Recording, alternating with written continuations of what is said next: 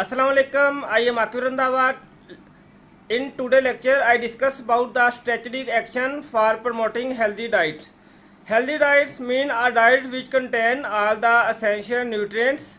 A healthy diet in which we eating the foods and the food which provide nourish nutrients for the maintenance of the health and for the growth and development of our body and to acquire or to achieve optimal nutrition status.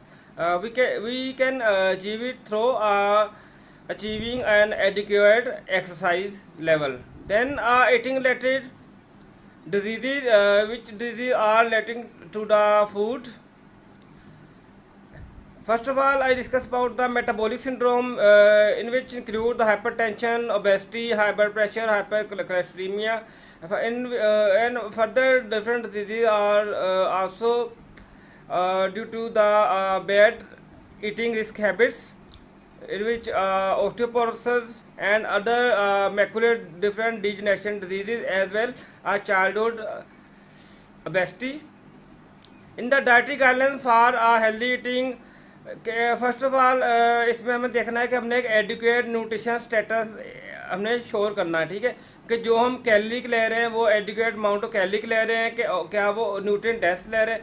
First of all के हमने यही इसमें देखना है कि जो हम अपने डाइट ले रहे हैं एक तो वो एवरेज इन कैलोरी को, ठीक है, और उसमें हाईली न्यूट्रिएंट डेंस हो और उसमें वैरायटी और डिफरेंट अगर हम अगर हम फ्रूट्स यूज़ कर रहे हैं तो एक स्पेसिफिकली हम फ्रूट्स नहीं यूज़ करेंगे, हम डिफरेंट टाइप्स के फ्रूट्स इसमें इंट्रोड्यूस करेंगे, क्योंकि हर फ्रूट्स की या हर वेजिटेबल की डिफरेंट प्रॉपर्टी होती है, ठीक है। हमें ज़्यादा से ज़्यादा वैरायटी देखनी है हमें, और उसके अलावा उसके प्रॉपर मॉडरेशन देखनी है डाइट की।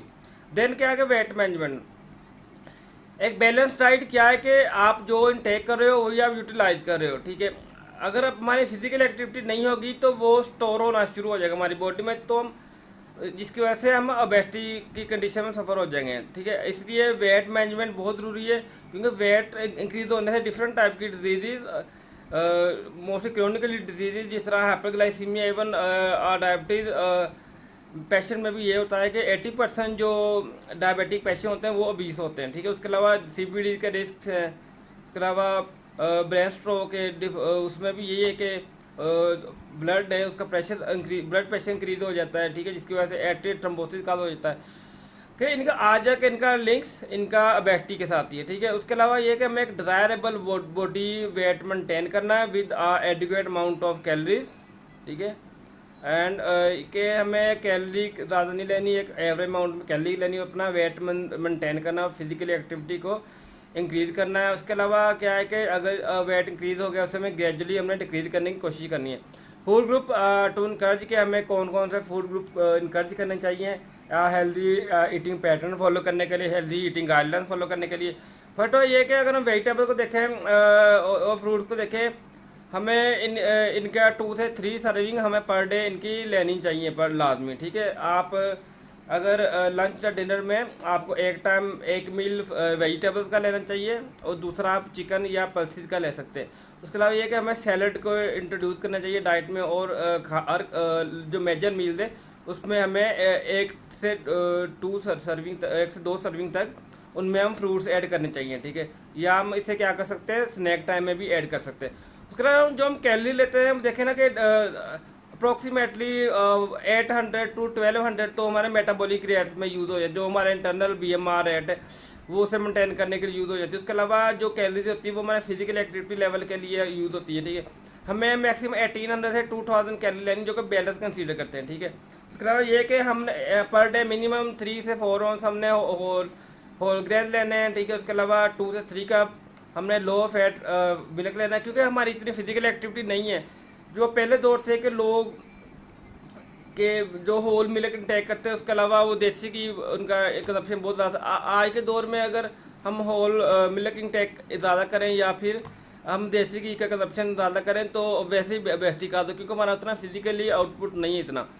देन फैट्स में यही है कि हमें हेल्दी फैट यूज़ करना है। हमारी डाइट का जो है वो अप्रॉक्सीमेटली 20 से 30% तक फैट्स होना चाहिए, लेकिन वो फैट्स हेल्दी होना चाहिए कि जो हम फैट यूज़ कर रहे हैं उसमें मिनिमम उसमें मैक्सिमम 10% सेचुरेटेड फैट होना चाहिए, इससे ज़्यादा फैट नहीं होना चाहिए। इसके अलावा 20 से 30% हमें जो फैट यूज़ करना है वो हमने ट्राई करनी है कि हमने पूफा बेस या मुफा बेस पॉली अनसेचुरेटेड या mono unsaturated base fat use करें, जिस तरह फिश, नट्स, कोई वेजिटेबल ऑयल, कनोला, बनोला, ठीक है। उसके अलावा हमारी डाइट का 20 से 35% का पोर्शन हम लेते हैं किसके थ्रू, फैट्स के थ्रू, ठीक है। उसके अलावा जो ट्रांस फैट हो, जिस तरह बेकरी प्रोडक्ट्स हैं, उसके अलावा जो समोसे, चिप्स जो मार्केट से मिलते हैं, उनमें ये होता है कि हम जो फ्राई करते हैं फूड को, हम 2 से 3 टाइम कर सकते हैं। हम ज़्यादा करेंगे उसमें ट्रांस फैट प्रोड्यूस होना शुरू हो जाएगी, ठीक है। जो मोस्टली सैचुरेटेड फैट्स है उसे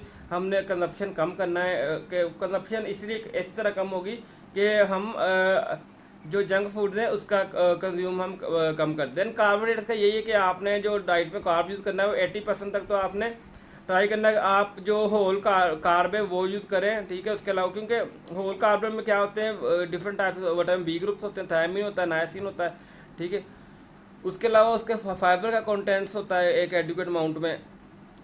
जब हम रिफाइंड की तरफ जाएंगे तो हम उतनी ज़्यादा डिफ़िकल्टीज आएंगी, कॉन्स्टिपेशन, उसके अलावा वेट गेन, उसके अलावा बॉडी में, और उसके अलावा इन्फ्लामेटरी बाउल डिजीज़ और डिवर्टिकुलाइट्स है, जिस तरह हेमोराइड है, वो जब हम लो कार्ब, जब हम लो फाइबर या लो होल जो ग्रेन्स है वो यूज़ करेंगे, रिफाइंड ग्रेन जब यूज़ करेंगे तो उससे क्या होगा, उनमें ना तो फाइबर होगा, उनमें ना ही जो विटामिन बी के कंपाउंड है वो भी उसमें डिक्रीज हो जाते हैं, ठीक है। हमें ये है कि हमें 80 से 80% डाइट में होल जो हमने कार्ब यूज़ करना है वो होल बेस्ट यूज़ करना है, ठीक है। उसके अलावा ये एक कार्ब में आपने फ्रेश फ्रूट्स जो जूसी कंज्यूम कर सकते हैं, लेकिन ट्राई करें कि हमेशा जो आप होल फ्रूट्स इनटेक ज़्यादा करें, क्योंकि उसमें भी फाइबर कंटेंट्स होते हैं। उसके अलावा उसमें डिफरेंट किस्म के इम्यून बूस्टिंग कंटेंट्स होते हैं, या फिर उसमें कुछ एंटीऑक्सीडेंट्स होते हैं जिनके बॉडी पे ऊपर एक पॉजिटिव इफेक्ट्स आते हैं, ठीक।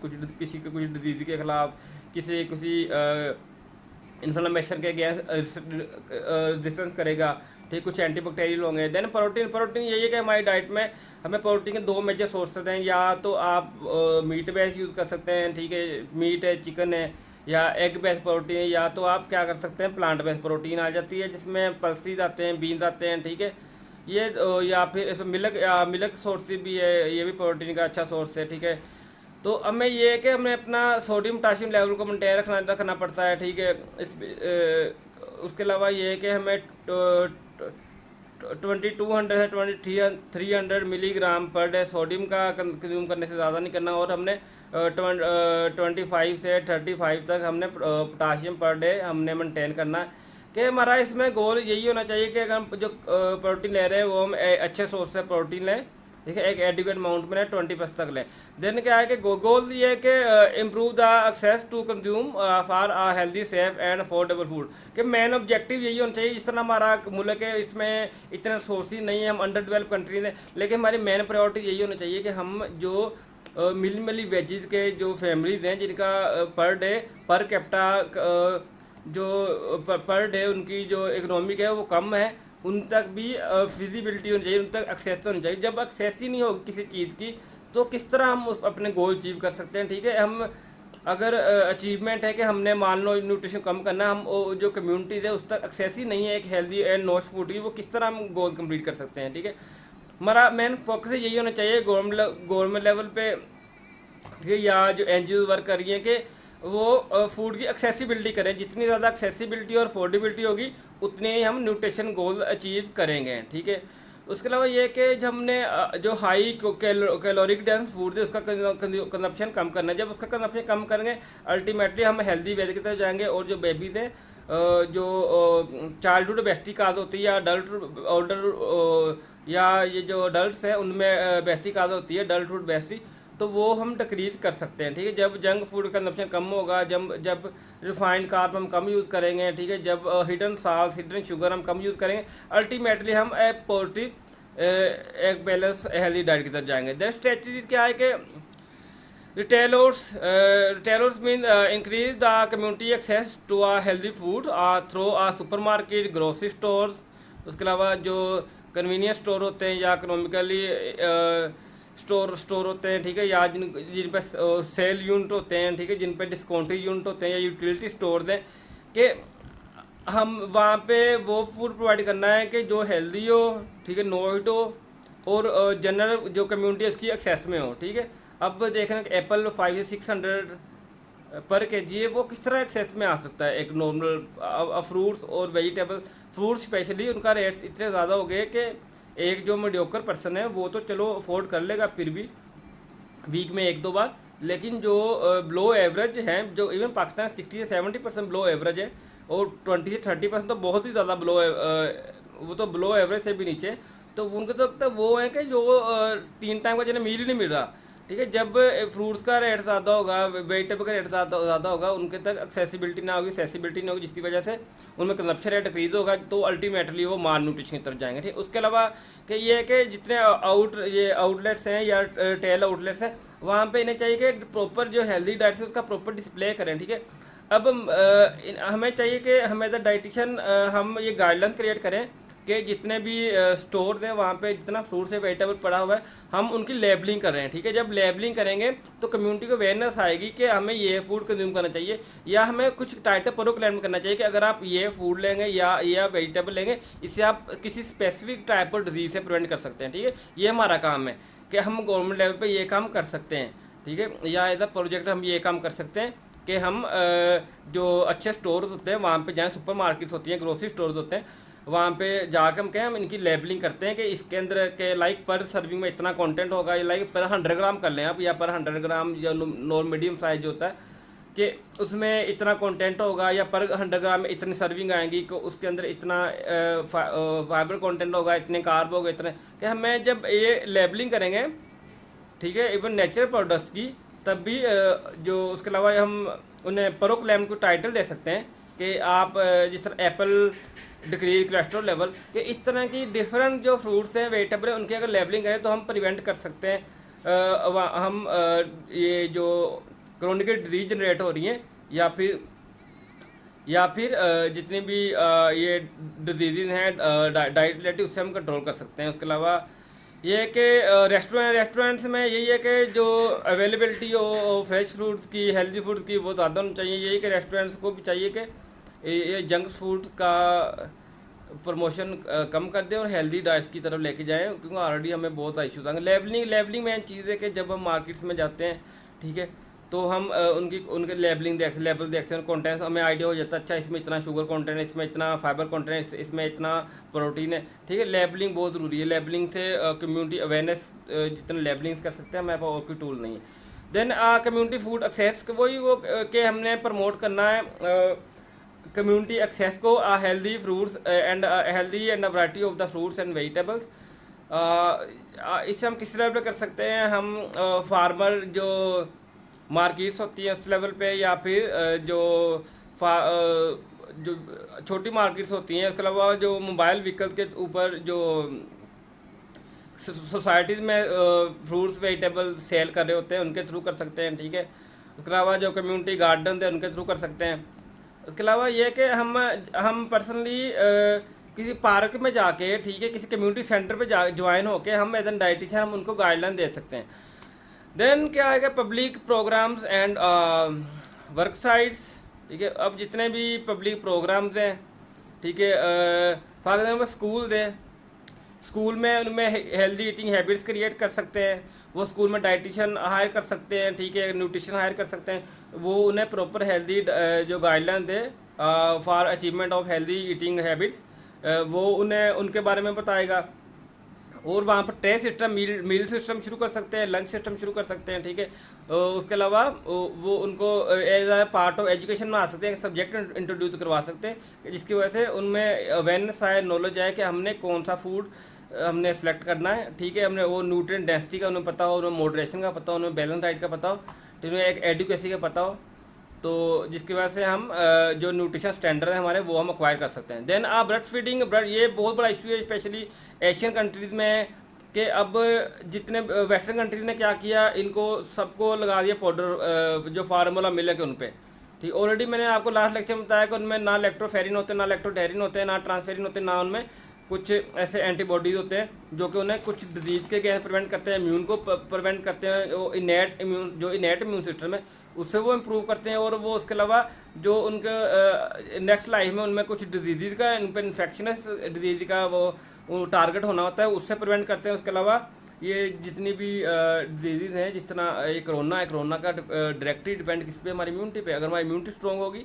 तो हम क्या करेंगे कि जब हमारी इम्यूनिटी स्ट्रॉन्ग होगी तो अल्टीमेटली क्या होगा कि हम अ, अपनी हेल्थ को प्रिवेंट कर सकते हैं। देन क्या है कि इनका ब्रेस्ट फीडिंग के बाद एक ड्रिंकिंग वाटर एक्सेस के, एक हमें जो वाटर, एक क्लीन वाटर एक्सेस में एक्सेस ये बहुत ज़रूरी है कि हमारे अभी 30 से 40% ऐसी पॉपुलेशन है जिनका हेल्दी जो सॉरी जिनका सेफ वाटर तक एक्सेस नहीं है। हमने सेफ वाटर तक एक्सेस देनी है। उसके अलावा जो हेल्दी बेवरेज का इंटेक उनमें ज़्यादा करना है, ठीक है। ये जिस तरह अब इन्होंने कोल्ड ड्रिंक बैन कर दी है, बड़ा अच्छा इनिशिएटिव है। इन्हें चाहिए कि इसके साथ साथ ये फ्रेश फ्रूट्स और इसके जूसी या ब्रोथ इंट्रोड्यूस करें। देन क्या है, promote social media marketing campaign. अब सोशल मीडिया एक मेन टूल है जिसकी वजह से हम प्रमोट कर सकते हैं हेल्दी डाइट्स, उसकी वजह से हम चाइल्डहुड ओबेसिटी से बच सकते हैं। Then policies and the ordinance की गवर्नमेंट लेवल पे जितनी भी ऑर्गेनाइजेशन है वो पॉलिसीज बनाती हैं, ठीक है। वो उसमें रिस्ट्रिक्शन होनी चाहिए।